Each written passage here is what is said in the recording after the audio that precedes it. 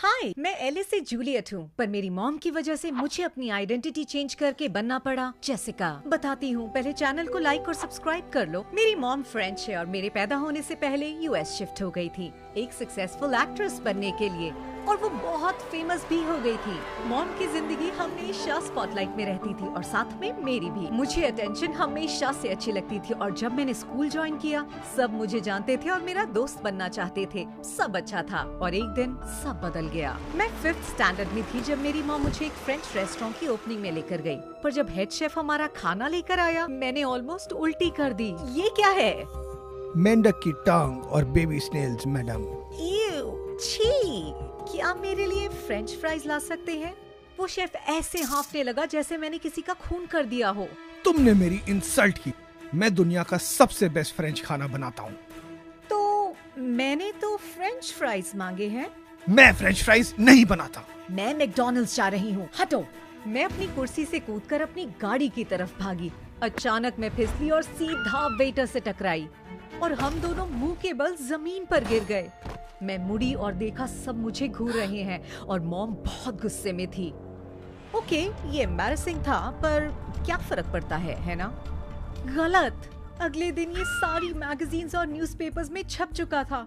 मैं जमीन पर गिरी हुई थी और मेरा बट दिख रहा था और स्कूल में सब मेरा मजाक उड़ा रहे थे। अब मुझे अपने स्कूल से नफरत हो गई थी, पर मैं जल्द ही वहाँ से निकल गई। मॉम एक मूवी करने के लिए 6 महीने अब्रॉड जा रही थी और जिद करके मैं भी उनके साथ निकल पड़ी और बस मैं कभी वापस नहीं आई। मैं मॉम के साथ पूरी दुनिया घूमी और मेरे पास प्राइवेट ट्यूटर्स थे और जब मैं 13 की हुई मैंने खुद मॉडलिंग शुरू कर दी। जब मैं 15 की थी मैं होटल की पूल चेयर पर बैठी आराम कर रही थी कि अचानक एक पपी मेरे ऊपर कूदा। मैं चिल्लाई और वो मेरे पीछे भागा। मैं अंदर भागी और सीधा किसी से टकराई। वो एक प्यारा सा बेवकूफ लड़का था।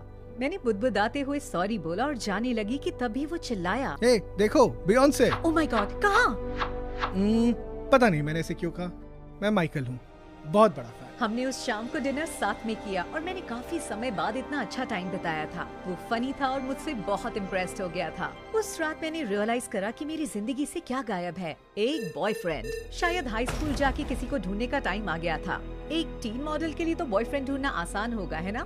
गलत। जब हम वापस एलए पहुँचे, मॉम के पास मेरे लिए एक शॉकिंग न्यूज थी। पता चला कि उनकी लाइफ का एक नया प्लान है। उसका नाम है तारिक, एक अरब बिलियनर जो उनके प्यार में पागल था।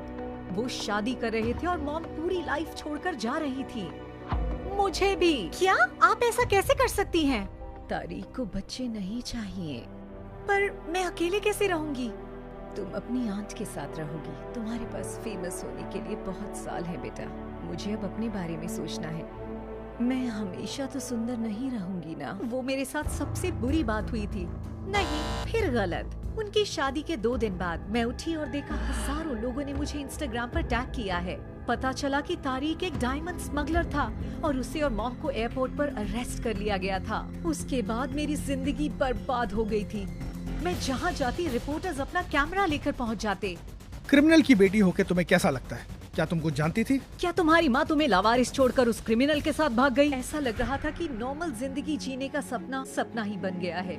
फिर मैंने डिसाइड किया ये सब चीजें मुझे नहीं रोक सकती और एक तरीका था। मैंने अपनी आंट से बात की और वो मान गई। उन्होंने मुझे हेयर और मेकअप प्रोफेशनल्स और एक प्लास्टिक सर्जन से कनेक्ट किया। अपने बाल डाई करके, मेकअप लगा के और नोज सर्जरी कराने के बाद मैं पहचानी नहीं जा रही थी और अब मैं जेसिका नाम की एक नई लड़की थी। बिना फेम के स्कूल में मैं अपने आप को खोई खोई महसूस कर रही थी। तभी मैंने नोटिस बोर्ड के पास एक सुंदर लड़की को देखा और मैं उसके पास गई। हाय, मैं जेसिका हूँ और तुम मुझसे क्यों बात कर रही हो? मैं यहाँ नई हूँ और सोचा कि तुमसे क्लास ढूंढने में मदद मांग लूँ। मैं भी नहीं हूँ, मुझे कैसे पता होगा? हाँ, ओके, एनीवे, ठीक है, हम फ्रेंड्स हैं। तुम्हें भीख मांगने की जरूरत नहीं है। मैं एशली हूँ और तुम्हारी मदद करूंगी। You're welcome। एशली थोड़ी अजीब थी, पर शुक्र है अब मेरे पास एक दोस्त तो थी। जब हमने समय बिताना शुरू किया पता चला कि वो अजीब सिर्फ दिखाने के लिए है। एक हफ्ते बाद मैंने अपने स्कूल के चैरिटी बेक स्कूल के लिए साइन अप किया। एशली स्टॉल लगाने में हेल्प कर रही थी कि तभी उसने एक कुकी खाई। बहुत अच्छी है, मैं सारी खरीदूंगी। क्या? पर ये 200 कुकीज हैं। ये एक अच्छे काम के लिए है। ये लो पैसे। मेरी कुकीज में क्या प्रॉब्लम है एशली? कुछ नहीं। पर मैंने कुकी का एक बाइट लिया और उल्टी कर दी। कितनी गंदी है ये। क्या मैंने चीनी की जगह नमक डाल दिया? एशली जोर से हंसने लगी और मैं भी। तुमने ये सारी खरीदी क्योंकि ये इतनी गंदी बनी है। तुम कितनी स्वीट हो। कुकीज नहीं, टुकड़े तो हटा दो। एशली मेरे चेहरे को साफ करने लगी कि तभी मेरे पेट में तितलियां से उड़ने लगी। ये क्या था? और तभी एक बास्केटबॉल सीधा मेरे चेहरे पर आकर लगी और मैं बेहोश हो गई। जब मेरी आंखें खुली तो मैंने देखा कि मैं नर्स के रूम में हूँ और सामने दो चेहरे हैं। एक थी एशली और दूसरा था माइकल। भगवान का शुक्र है कि तुम उठ गई। मुझे माफ करना जेसिका, राइट? मैं सपना नहीं देख रही थी, वो सच में माइकल था और पहले से भी ज्यादा क्यूट। उसे नहीं पता था कि मैं कौन हूँ, तो मैं चौंक गई जब उसने कहा मुझे बुरा लग रहा है। जेसिका, क्या मैं तुम्हें डिनर पर सॉरी बोल सकता हूँ? हमने नंबर्स एक्सचेंज किए और वो चला गया। एशली बहुत गुस्सा थी। जेसिका, तुम उस आदमी को जानती तक नहीं हो। जब मैं उसे डेट करूंगी तो जान जाऊंगी। प्रॉब्लम क्या है ऐश? कुछ नहीं, जाने दो। मैंने माइकल को डेट करना शुरू कर दिया और मैं काफी एंजॉय भी कर रही थी। पर जब से वो मेरे पास आया था, एशली मुझसे दूर जाने लगी थी और ये मुझे अच्छा नहीं लग रहा था। एक शाम माइकल मुझे घर ड्रॉप कर रहा था और उसने मुझे अपनी तरफ खींचा। जेसिका, मैं तुम्हें बहुत पसंद करता हूँ। मैं तुमसे प्यार करने लगा। और फिर उसने मुझे किस किया। वो मेरी पहली किस थी और बहुत अच्छी थी। मैं अपने कमरे में घुसी और बस चिल्लाने ही वाली थी। एशली मेरी बेड पर बैठी हुई थी और चेहरा एकदम फीका। तुमने मुझे डरा दिया। तुम मुझे स्कूल में अवॉइड करती हो, फिर मेरे कमरे में घुस जाती हो। प्रॉब्लम क्या है तुम्हारी? माइकल को डेट करना बंद कर दो। क्यों? वो तुम्हें पसंद है? नहीं बेवकूफ, मुझे तुम पसंद हो। अब समझ में आया। अब मुझे पता है कि तुम माइकल के साथ हो और तुम्हारे लिए मैं खुश हूँ। अब जो भी है, पर मुझे तुम्हें ये बताना ही था। ठीक है, फिर हम दोस्त ही रहेंगे। और वो मेरे पास आने लगी और अचानक उसने मुझे किस किया। वो मेरी पहली किस थी, एक लड़की के साथ, और बहुत अच्छी थी कि तभी किसी ने खिड़की पर खटखटाया। वो माइकल था, बहुत गुस्से में। तुम अपना स्कार्फ भूल गई थी। बताना चाहोगी यहाँ क्या हो रहा है? वो दोनों मुझे घूर रहे थे और मैं बेड पर गिर गई। गाइस, मैं बहुत कंफ्यूज्ड हूँ। मुझे तुम पसंद हो माइकल, सच में, पर मुझे एशली भी पसंद है। जानती हो तुम दोनों मेरे डिसाइड करने का वेट नहीं करोगे। ओह, मैं करूँगी। मैं इतनी जल्दी हार नहीं मानूंगी। हाँ, मैं भी। तुम हम दोनों को एक हफ्ता डेट क्यों नहीं करती और फिर डिसाइड कर लेना जेस? वाओ, वो दोनों मेरे लिए लड़ने को तैयार थे। ये अच्छा था और मैंने हाँ कर दी। May the best man win. या वुमन। एशली के साथ मेरी पहली डेट थी और उसने एक बहुत अच्छी पिकनिक प्लान की थी। उसने मुझे चॉकलेट में डिप्ड स्ट्रॉबेरीज खिलाई और पोइट्री भी सुनाई। वो बहुत रोमांटिक था कि तभी कोई आकर हमारे साथ बैठ गया। तुम्हें देखकर बहुत अच्छा लगा। मैं तो बस जॉगिंग कर रहा था। तो यहाँ पर रुक क्यों गए? करते रहो जब तक गायब ना हो जाओ। चलो निकलो। रिलैक्स, मैं जा रहा हूँ। ओह जेस, मैं तुम्हें बताता हूँ मैंने हमारी डेट के लिए क्या प्लान किया है। बहुत अच्छा है। उसने अपनी जेब से बियॉन्से कॉन्सर्ट के 2 टिकट्स निकाले।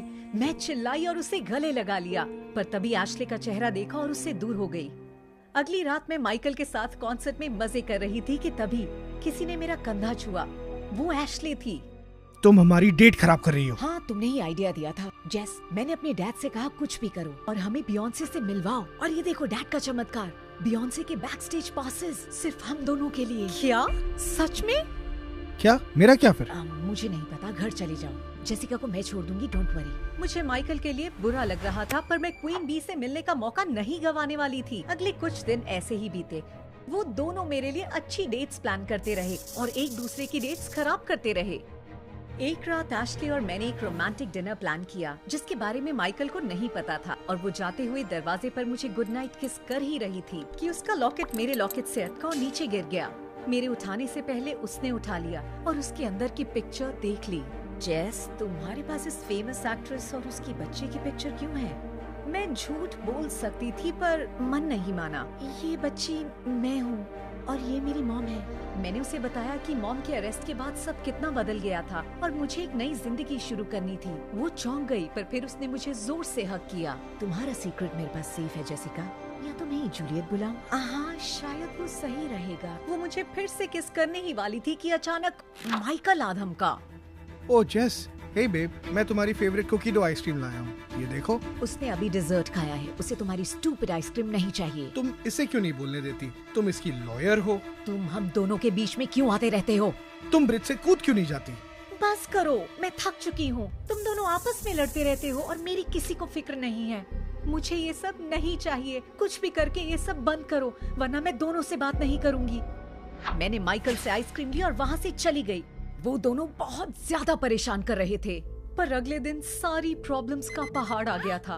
आंट ने मुझे उठाया और न्यूज दिखाई और वो बहुत डरावनी थी। मेरा सीक्रेट बाहर आ चुका था, सबको पता था और घर के बाहर बहुत सारे रिपोर्टर्स खड़े थे मुझसे बात करने के लिए। सब कुछ काफी खतरनाक था, लेकिन दुख की बात ये थी कि ये बात सिर्फ एक ही इंसान को पता थी, एशली।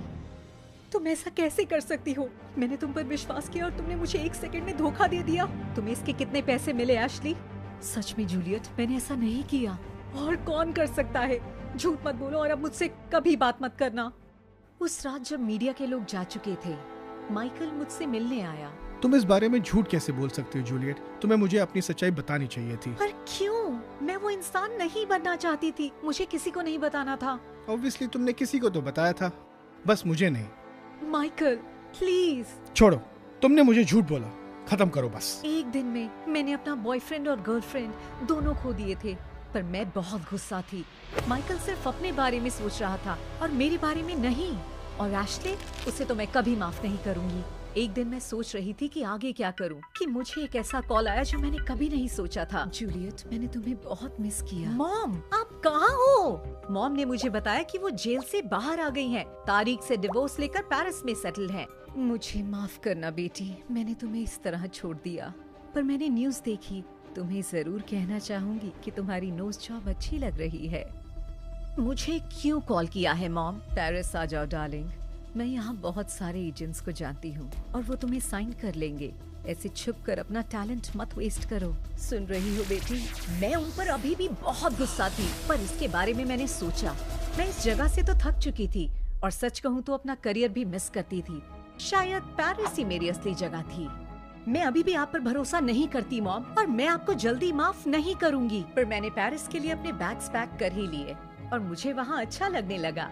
मैंने हाई स्कूल ज्वाइन किया और मैं फिर से मॉडलिंग करने लगी। फिर एक दिन मैंने बहुत अजीब सी न्यूज पढ़ी। वो प्लास्टिक सर्जन जिसने मेरी नोज जॉब की थी, उस पर क्लाइंट्स की आइडेंटिटी मीडिया में लीक करने के लिए मुकदमा चलाया जा रहा था। हे भगवान, वो एशले नहीं, वो ये था।